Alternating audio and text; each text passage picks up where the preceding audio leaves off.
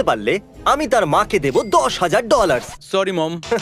এ আমার কথা পুরো না শুনেই চলে গেল। তাহলে আমি যেটা বলছিলাম, তোমাদের মধ্যে যে এই সাপে ভরা বাথটবে বসবে তার মাকে দেব 10,000। তুমি কি এটা করতে চাও? ভাই তোমার মা খুব খুশি হবে। আর এ হলো ব্রায়ান, আমাদের প্রফেশনাল স্নেক হ্যান্ডলার। সামনে এগোন আর প্রথম সাপটা রেখে দিন। রেখে দিচ্ছি। এটা খুবই প্রফেশনাল, তাই না? তাই না?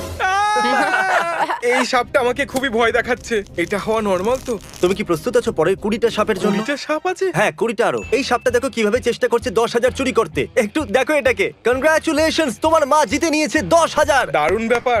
এই বাক্সের ভিতরে আছে $15,000 আর তার সাথে আছে কিছু বড় বড় আরশোলাও। কার্ল, তুমি যত টাকা উঠাতে পারবে সে সব তোমার হবে। একদমই নয়। জেফ, তুমি কি একবার এদিকে আসবে? এ হলো জেফ, আমাদের সাউন্ড ম্যান। guys. জেফ, তোমার মাইকটা আমি ধরতে পারি? হ্যাঁ। আমার মনে হয় তুমি জানো কি করতে হবে। গড।